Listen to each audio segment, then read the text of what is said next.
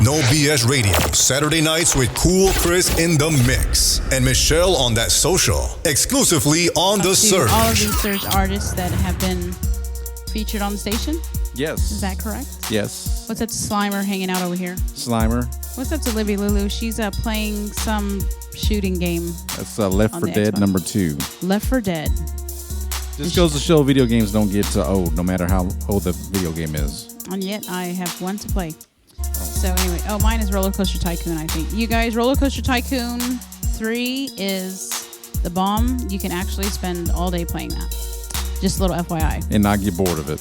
Yes. I would get bored of it, but Michelle doesn't. Oh my gosh. Okay, so let's get Halo Boy on the phone. We're just going smooth today. Going smooth. Hello. Hey, Halo Boy, how are you? Good. How you doing? Good. How is everything going? It's going good. Yeah. So, first of all, we want to say welcome to. Welcome to the show? Yeah, welcome to the show. Yes. Thank you so much. Thanks for having me. Where are you calling us from, Halo Boy? Los Angeles. L.A., man. Yeah. LA is where it's at. Man, I'm telling you, man, we getting showing mad love to L.A., so they need to show us love when we get over there. Yes, for sure. So how you been? I've been good. That's good. I've had a very mundane day today. Oh, wow. Fixing my phone situation and everything. So I know. But I did start a new song, so that's good. Nice. So what's weather like over there right now? It's the usual hot, sunny LA weather. Yeah, over here, because like in Texas, like it's bipolar weather, so it's like been kind of. It was a really beautiful day today, but it rained. Was it yesterday, Chris? I think it was yesterday. I don't know. Yes, I think so. Yeah, and it's just like one or the other, and then some days it's just really gloomy, and so yeah. But we have a daughter that lives out there in California, and so it's just like Baldwin Park, right? Yes, Baldwin Park. And so cool, yeah. Yeah. So we've been to California, but we cannot wait to go back just because there's not enough time just to do all the things that you want to do over there. So how long have you lived over there in Los Angeles? I think it's about 4 years now. Okay. I lived in K-Town here for a couple of years, and I lived in Echo Park before that. Nice. When I first moved here. Okay. So, do you have is all of your family there, or like where did you live at? Like, where were you born? I was born in Durango, Colorado. Okay. Which is like a small town that's really close to New Mexico. Okay. And I grew up there, and then when I was like 18, like right out of high school, I actually moved to San Diego, and that was like my first California experience. And then I lived there for a couple of years, and then I moved to London for a year, and then I moved here. Holy crap. Okay. Cool. So what's it like in London? Is it like everything that like they show it in the movies and pictures? Yeah, and stuff? a lot of the stereotypes are right, like with the English breakfast and the gloomy weather, and it rained constantly. Oh wow. Except for this. Yeah, there's like a month period where it was like the nicest weather I've ever experienced, with like it was really warm and blue skies and stuff, but other than that it was just raining constantly. Yeah. Wow, that's crazy. Yeah, but it was great. There's a lot of like really great art out there, and just visual art and music, and just like that was kind of like as an artist I view that as like my college years. Yeah. Like going from being, just okay and finding a way to like becoming like a real artist and like, really developing. And I think that happened that year for sure. That's cool. So, I wanted to say congratulations to you. I first of all had seen your post. Your story about alternative press, and so how did that come about? Like, did someone tell you about? How did that come about? Congratulations. Oh, thank you so much. That was a really cool thing for me because, I grew up reading those magazines and stuff, so it was cool to be put on their site, and then also in the print issue that just came out too. So that was really cool to see. So but yeah, yeah, I got like my management told me, they're like, hey, we got you an interview with Alternative Press, and they really love the new song Fame and the video, and they want to do an interview. So that's awesome. Yeah, so we somehow we need to get an autographed copy. I'm not sure how we can do that, but we need to get an autographed copy because that's a pretty big deal. Yeah, well, I'll send one to you guys. Thank you so much. We are fans of Melanie Martinez. I'm not sure if you know who that is, but yeah, I do. Yes, I mean she was featured in that magazine, and it was just crazy, just because we were talking to the artist before, and we just kind of started just interviewing artists, and it became like a local, not a local thing, but we did have some local artists, here from Dallas and Fort Worth, and then we just kind of branched out and started reaching out to like people from all over. So it's been really amazing just to get to know you guys and to get to hear all of the phenomenal music that you guys put out that we wouldn't even otherwise like get to hear anywhere else, unless we knew who you were, or we knew about like your music and stuff like that too, because it's the artist that we were talking to, Juicy, we were talking about Spotify, and so Spotify, I've seen some of the playlists, like who's out now and stuff like that too, but unless you click on those playlists, or unless you're like listening to like our station, for instance, like we have so many of you artists that are just kind of just hiding, you know what I mean? And it's and people don't know about you guys. So we love that you have trusted us to send us your music, so that way we can get it played on the station, because a lot of our artists, we've had, friends and just other, people that, just reach out and be like, hey, what was, who sang that song, or who was that you guys interviewed? And so thank you so much for being on the show. Yeah, of course. Again, thank you for having me. Do you consider yourself an underground artist? Oh yeah, definitely right now. I think that most artists, that it's kind of interesting to me, because it's like a mix of both now. Like you can be underground and also be well known in certain areas because of the internet now and TikTok and all that. So it's like, it just depends on who you ask. Yeah. But I think for the most part, I'd definitely be underground at this point.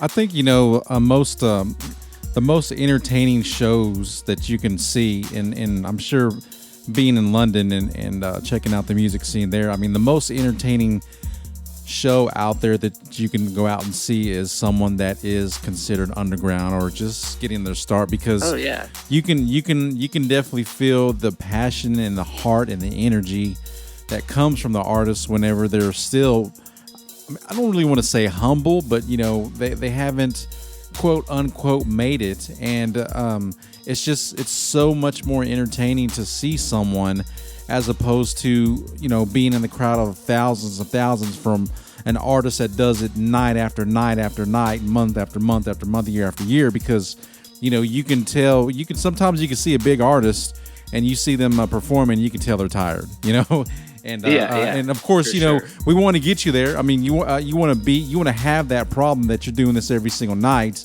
but at the same time, true music lovers, true enthusiasts of the arts will appreciate the venue that has 75 people in it as opposed to 7,000 people or something like that. So man, we appreciate that. You keep on doing what you're doing. So tell us, I mean, how long have you been an artist? How long have you been doing music? I've been doing music my whole life. I started playing drums when I was like 2 years old, I think, on like a Sam's Club toy drum set, basically. Yeah. And then, I grew up playing drums, and then when I was like 13, 14, somewhere around there, I kind of fell in love with like pop punk and, alternative music, and I decided that I wanted to start writing songs. So I kind of picked up a guitar and decided to start singing and writing. And that's when I kind of, started that whole journey. And I also started producing at that same time too, because in my hometown there wasn't any producers or studios really to go to. So I figured, I'm going to do this, I have to learn how to do it myself. And yeah, so it's been a while even doing that. I think like with what Chris said was that having those fans that have followed you from the get-go, you know what I mean, just to see you grow as an artist. I think a lot of people are probably proud that they've been fans of yours from the beginning, just to see stuff like that, because like you said, you just learning things as you go. Like, I mean, they're like your ride or die fans. You know what I mean? And that's like something like I don't know. It's just like a symbol of like them just being loyal to you. You know what I mean? And so, I mean, I think a lot of you artists consider yourself, underground, or maybe you guys just, don't give yourself enough credit, because like, I mean, there's people out there that think the world of you, and think that you're the next whatever big name there is out there, but it's just, I mean, it just sucks because, right now with society, we're just like, there's so many people out there that probably don't deserve the recognitions that they get, just because, you see those posts and these things about like people that are donating money, or they're being asked to donate money to like organizations and stuff, and you're just like, where are the the people that are actually donating and doing things that we're not reading about, you know what I mean, or that we're not seeing, because you honestly don't know who is being who is like legit helping people because they want to help people, and people that are doing it for for the fame, for the publicity and stuff like that too. And so it's just kind of crazy because just me seeing that you were in the magazine, I'm just like, holy crap, because not everybody gets to experience something like that, and people that you have represent you and help you and push you. This is why we do what we do. And it may not be big, to some people, but I had an artist, reach out to me and ask how us playing their music benefited us and the station, and we're just like, what do you say? You know what I mean? Like, I mean, it's just, and I don't know. I mean, some people can have like 300 followers, and some people can have like, in the thousands, and I mean, it makes no difference to us. You know what I mean? Because your music's, getting listened to, by, just people out there. But like I said, I mean, you just trusting us just to play your music, and us being able to chat with you, like the sky's the limit. We tell everybody sky's the limit, and we just hope that everybody gets to where they want to go, and in the industry. So, I mean, even though you consider yourself underground, I mean, I was listening to some of your music and I was just like, holy crap, but I mean, this is why we're doing this tonight. So that way we're introducing you to our listeners, and hopefully, somebody out there that's looking for something new, they'll find it in you. Yeah, that's the whole goal at the end of the day is, if you're making art for the right reasons, is you say what you want to say, and then you just want it to get out in front of people, and if they like it, it's up to them, of course. But I'm just grateful for you guys and for any opportunities to get in front of new people so that they have the choice to, see if they like it or not. Yes. So have you ever been to Dallas? I mean, to Texas, to Dallas? I came through Texas. I think I passed through Dallas like a long time ago, but I didn't. I think I just drove through, but yeah, I don't have much Texas experience other than just driving through it. Oh, I know. You were probably in Texas you were probably in Texas for a really long time, because I mean, we traveled, we were like, what the hell, like we're still in Texas. Yeah, we want to get out of Texas. Yeah. So it's just one of those things. But so the songs that you sent, I don't know if I told you, because I know you said something about sending a clean version. So what is the song? And we're not going to play this song yet, but I wanted to see, because there was a song that you just dropped, right? Yeah, it's called Girl, Okay. and it just came out 2 days, or I guess yesterday, Okay. technically. Okay. And yeah, so I sent. It's not that explicit, but I just made it completely clean, just in case. Yeah, no, it's just because during the day Chris plays because I mean we have children, and so like we have teachers and like principals and we have businesses that play the station throughout the day. So sometimes so it's sometimes the F-bomb isn't always a good thing. Yeah. So but then at night, Chris likes to play like the booty music and and all of the cuss words, and it's just like what the heck, But yeah, so send whatever the hell you want. So the first song that we are going to introduce to our listeners is which one, Chris? It's Fame. Okay, so Halo Boy, tell us about Fame. So Fame was cool. That one started off just like as a really fun experiment, and I made the song actually really quickly. But I was like kind of just drumming on my desk where I produce music, and I was like, oh, that kind of sounds cool. So I just put a mic there and did some percussion, and then I ended up just going in the booth and just laying down the vocals without writing anything down. It just kind of like came really naturally, and I think the whole song was done within like an hour. And, oh wow. Okay. But excluding the mixing process and kind of like polishing it up. But okay. Yeah, that was just like a really fun song. I think I really love the saxophone in it, like after the chorus, and I think that's a good intro to me if you're gonna play a song first. Okay. All right. Yeah. Well, we're going to get Fame. Yes, Fame. All right, Chris, let's go. Halo Boy, hold on, okay?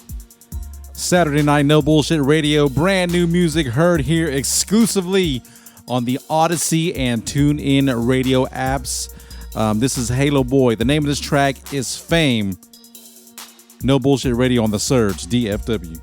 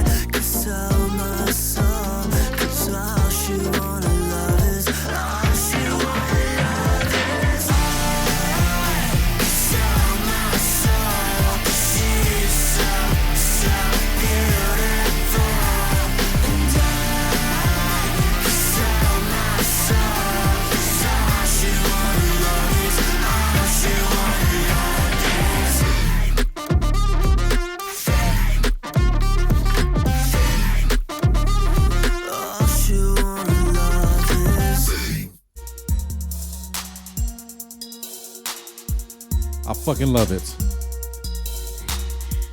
Yeah, I love that one too. With a capital F, I love it. So Halo Boy, do you like this song? I mean, I know you like it's your song, but do you like this song? Yeah, I love that song. It's one of my favorites that I've made. So I was gonna tell you because one of the artists that was featured on the show, his birthday is today, and so we were talking about strip clubs, but I could totally see this song being played at a strip club. Like, this is gonna be like some strippers, like, that's my song. You know what I mean? Just like, that's just that's perfect. Yeah. Yeah. Looking at it through that lens. Yes. I love it. It's just kind of it's very different, but I love just the different sounds in the song. So yeah, I loved it. Yeah, that's like, I like that one. Chris, what did you? I don't get to listen to the songs. I like to be surprised, and I like to like hear them for the first time whenever we're playing them for our listeners. Oh, so that's your first time hearing it. Yes. So I caught a snippet of it in your when I was looking through your profile, but I definitely love it now just to hear it from beginning to end. And Chris, I know he's vibing to it when you see him kind of bobbing his head, over on the side of where his little station is with his turntables and stuff like that too. So I know he was digging that one for sure. So I wanted to tell you because our girls, they dance competitively, and so this song is actually like, I mean, it was just, there's so many different types of music that we hear, at dance competitions, and so, like, this is just something that was just different, and I try listening to so many different songs, and just different, like that we were talking about styles earlier, because we have someone who had sent in a trap metal music and stuff. So what do you, just all of the different, music, I mean, we're surrounded by music, we prefer to listen to music while we're cleaning.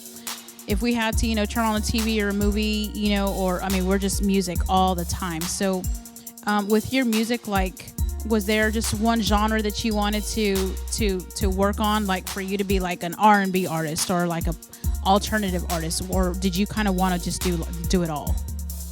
I just kind of want to do it all. I mean, I think a lot of what makes my sound what it is it's just an amalgamation of everything that I've ever absorbed. Okay. Until now, so there's a lot of definitely pop. It's in the pop lane, but it's got like grunge and pop punk and hip hop in there, and like funk and like just all kinds of stuff. Because I listened to like Stevie Wonder growing up and like Temptation, stuff like that. And then, but then on the other hand, there's like Michael Jackson and Christina Aguilera, different pop artists. But then I was also listening to Blink-182 and Green Day and Marilyn Manson and David Bowie and all kinds of stuff. So I think all of that is mixed together in my brain, and it's being regurgitated into whatever the sound is now. Yeah, no, I love that one. And so, have you ever listened to K-pop? Yes, Okay. definitely. So I think when I first heard that song, I guess the snippet of the song that I heard, I got a K-pop feel. And the reason I was talking about like with our girls and just like, just dancing and music and everything is just because K-pop, like this past year with dance competitions, we hear so much because, there's so many dance types. There's, jazz and contemporary, lyrical and hip hop and stuff like that too. And so, K-pop, like really, we heard so much K-pop, songs that were thrown into mixes, just like one song in general, just like, as a whole, like a dance performance, and even our daughter, she danced to a K-pop song. But I think that's the vibe that I got at first when I heard it. But now, like I said, just to hear the beginning and the end, I mean, I really love that song. Yeah. But K-pop, like, K-pop is kind of just, it's blown up into this really big thing. Like BTS was just, something that, just kind of like maybe they thought they were underground, because I really didn't know anything about K-pop until my daughters, and then my daughters were like, and then now I have like a freaking playlist of like K-pop, And so, I mean, it's just all the different that's types. Becoming a huge thing in the U.S. And oh, yeah. that wasn't something that I ever thought about until a lot of people started saying that. They're like, oh, your music kind of sounds like work in the K-pop world. Yeah. And I think the reason for that is because the K-pop producers over there oftentimes just melding genres together and just taking elements of pop and jazz and funk music and just throwing it all together and creating these new sounds, because everything's kind of about sounding futuristic in the K-pop world. Yeah, there's a group that goes that's it's called EXO, and they have a song called Forever, and I'm not sure if you've ever heard it, but I mean, you don't even have to. I've heard that song. Yeah. Oh my gosh! And so I feel like all of us as people, like, we all come together when it comes to music, and a lot of us, we can relate, and we just have like that one favorite song, and then we've got like, man, like, this sounds great. But with like you said, with the producers and stuff like that too, there's a video on YouTube where I guess they kind of show like how they created that song, and or the beat anyway, and it's just so badass just to see and to hear like how they put stuff together. And I don't know what it's called or what the things are called or anything, but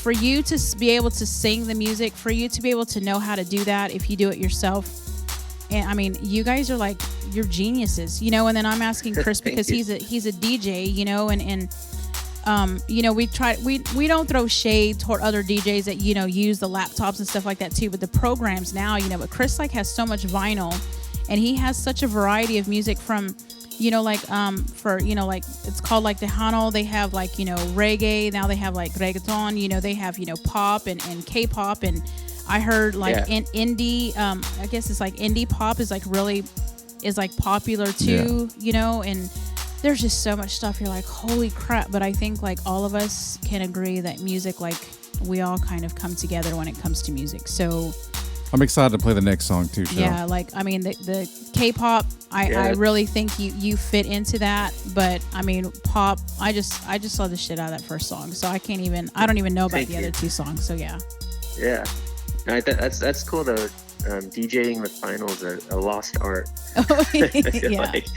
Yeah. That's how like a lot of the great producers still do it. The Kanye, Timbaland, like, they're like, they're still putting vinyl down and slowing it down and flipping records like that. But yeah, we were talking about Chris has never been one of those like scratching DJs, because I and I never really was a fan of that even before I even met Chris, but I felt like you're just one of those things where like, just let the damn song play, you know what I mean? And then now there's just so many that like, from as soon as you get into one song, you're just like, okay, like, I mean, it's just one of those things. But yeah, so I love spinning vinyl, but it's such a pain in the ass moving vinyl from place to place, man. It's just golly. I remember back in the day when one of the nightclubs I used to DJ at, the DJ booth was in the air, and the only way to get up to the DJ booth, it had a small fire escape looking ladder.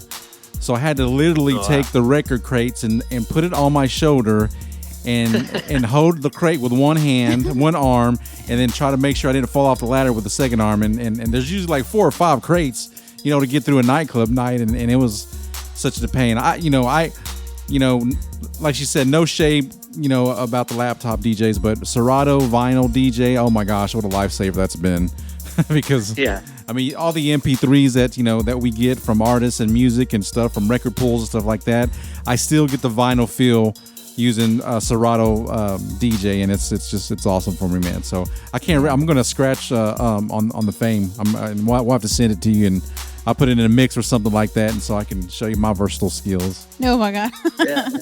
Yeah, that'd be awesome. Yeah, I like it's cool. I like that one.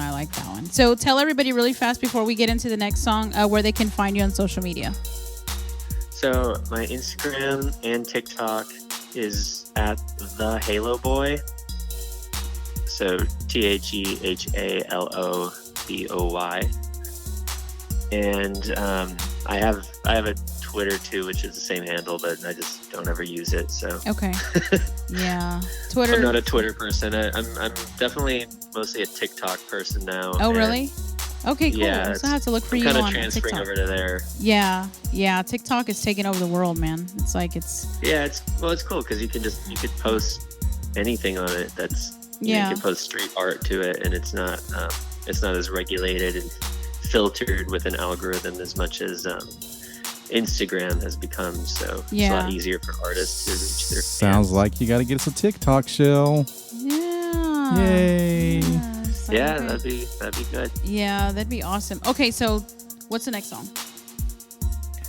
The next song is called Devil, I believe. I think that's the one you have queued up. Yes. And it's like a harder song. It was kind of the first song that I had made in a while. I made this one before Fame and Girl. It was a while back, and it was the first one where I'd kind of introduced guitar back into my sound again, because I wasn't using guitars for a while, and it was just really fun to kind of get back into the punk thing again, and just make a really aggressive song. Sweet. All right, hold on the line just a second, Halo Boy. The name of the song is Devil. Heard here exclusively on the Surge DFW. And man, get ready to bob your head to this one.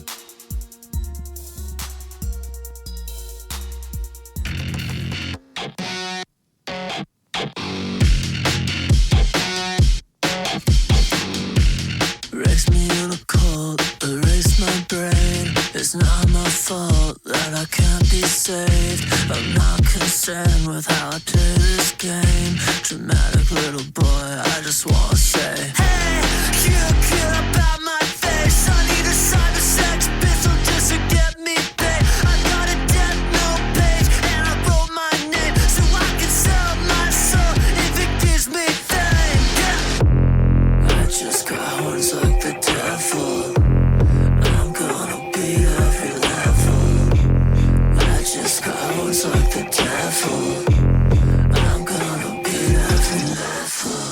All the zeros in the world wanna find their sane, to follow anyone who can entertain. Synthetic pop stars made from cellophane. We're static in the noise, I just wanna say, hey, you care about my face. I need a cyber sex pistol just to get me paid. I got a death note page and I wrote my name so I can sell my soul if it gives me fame. Yeah.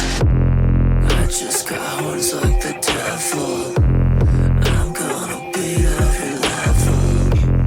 I just got horns like the devil. I'm gonna beat every level. I just got horns like the devil. I'm gonna beat every level.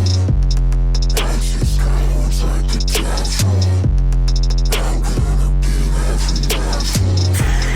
You care about my face. I need a cyber sex pistol just to get me paid. I got a death note page and I wrote my name so I can sell my soul if it gives me fame. I just got horns like the devil. I'm gonna beat every level. I just got horns like the devil. I'm gonna beat every level. I just got horns like the devil. I'm gonna beat every level. I just got horns like the devil. I'm gonna beat every level. No BS Radio on the Surge DFW. The name of that song is Devil by Halo Boy. Shelly kind of got I was wondering if I needed to like take the headphones off my ears because did the voice scare you?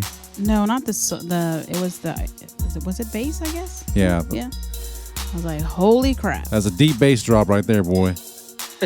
Yeah, that was kind of the intention on that part, is to make the bass as loud as possible. So, is there anybody that you want to shout out to, Halo Boy? Yeah, definitely. I mean, big shout out to my new management that I just got with Benji and Joel Madden. They're awesome. I'm very thankful to be working with them now, and they've already done so much and have been like great mentors to me. Yes. And, shout out to Alternative Press. That was really amazing that they included me in their magazine. And yeah, I mean, yes, that's anybody awesome. That's supported me, any fans that have supported me, I'm extremely grateful to you guys, because, Thank you. if I get a DM or anything in a day, somebody just saying that they've heard my music, or they really like it, or it's done something for them, it always like really makes my day. So That's that's good. what That's I'm most good. grateful for. Yeah. Do you have you thought about, and this is something that I've asked, just a lot of artists, have you thought about putting out do you have like an official logo, like any official, something for you that you're, like for a merchandise, line or something? I do. I'm working on my first merch release now. That'll probably be available in like September. Okay. Because I'm going to be releasing a full album in September, so there'll be merch and most likely a tour to kind of go along with that. That'll be awesome. And yeah, and I have like a Halo Boy logo now. I think I'm going to kind of like do a new one over the summer, update it, but it's the cover for Fame actually features it on it. Oh, that's cool. That's cool. So do you have, I've seen, but do you have tattoos? I do, yes. Okay. So if you could get a tattoo right now, what would it be? I'd probably get my hands Okay. done. I've been wanting to get hand tattoos for a while, Okay. like on the bigger part of my hand. Yeah. I'm not sure what it would be. It'd probably be like some kind of sacred geometry thing or something, because I think that looks really cool, and Yeah. I think all of that's really fascinating. Okay. But Yeah. That'd be cool. That'd be cool. And then, so since we were talking about Devil in your song, have you ever seen the movie Devil? I may have. I feel like there's maybe multiple movies called yeah. that. Which one are you referring to? So this one is is it Chris? It's a horror? Yeah, it's by M. Night Shyamalan. M. Night Shyamalan. Where they're stuck in an elevator. Yeah, I think so. Okay. Yeah, I've seen. I'm a big movie person, so Okay. I'm like, that's like my, other than music, that's like my thing that I like to do for fun. Yeah. As like a hobby is like looking to how movies are made and watch movies all the time. Oh yeah. So I think I've seen that one. Okay. I've also seen just tons of horror movies, and they all kind of have the same plot, so it's I get them confused. No, it's okay. Yeah, I was asking about that because that's what Chris was mentioning about the, it's like you have the movies really, really loud, and then, it's the devil in the movie that speaks like shouts, like just yells really loud, and that bothers me, and so I normally have to cover my ears, which is so weird because we're big like horror movie fans, and so of course we've heard everything, but it's just something about somebody shouting like in an evil voice, and I've heard this. I don't know if you watched the new Conjuring or not, but a lot of people were bothered by, I guess, like freaked out by the tapes at the end. Yeah, well, the tapes at the end, but the little boy that's like possessed, I guess, in the beginning. Him shouting, like, it's so weird because everybody has something that they're scared of, in movies, whether it's like clowns or like I have a dollhouse, and so like people are like, holy crap, you watch scary movies but you have like a dollhouse in your garage. But I mean, it's shouting, like the really evil demonic voice, like shouting that like scares the crap out of me. So that's probably like Chris was like, were you covering your ears, because of the voice? But Yeah, like in The Conjuring, that's just something that a lot of people have said, like, man, like that freaked me out. So what is your favorite scary movie? Oh, sorry. I like maybe the Fourth Kind. That's the first one that comes to mind. Okay. I don't know if you've seen It's that one, but Mila Jovovich. Jovovich, yeah. Okay, so you like the is it sci-fi? It's not sci-fi. No. It's like kind of sci-fi. Yeah, More. okay. I really like alien stuff. Yeah. Okay. Because I'm like big into that, and I've had a lot of like real life experiences with that kind of thing. So Oh wow. Okay. I like movies that kind of like that movie. I feel like gets something a lot of things right with like what I've experienced in real life, so it's like a little more scary to me. Okay. Have you seen I mean, Dark Skies? Yeah, actually just watched that one like last week. Yeah, me too. And I still kind of like, I understand it, but I'm still like kind of creeped out by it. And I think it's because it's because it involves kids. You know what I mean? So you never, it's like we're as adults still trying to figure shit out, but then it's like, what do you tell kids? You know what I mean? So, but that Dark Skies was pretty crazy. Funny enough, Signs was yes. When I was a little kid, I saw that one. That one really freaked me out when I was Signs. little. That one and Invasion of the Body Snatchers. Okay, I have not seen that one. It's an old one. They've remade it like 2 times. Yeah.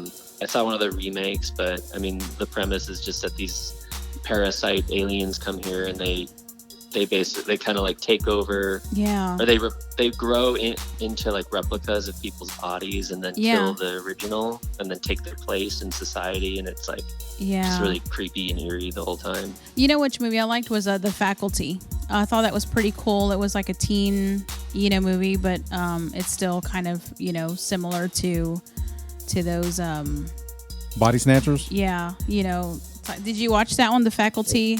No, I haven't seen that one. Okay, so that one had put that on your watch list. It's pretty good. Yes, it's pretty good, and it's like about a bunch of kids in high school. But Josh Hartnett, like I thought that was like that wasn't really like one of his first, but that's like kind of where, like the first movie where I was like, okay, I like this guy. But it's got Usher, and then I can't remember that other dude's name.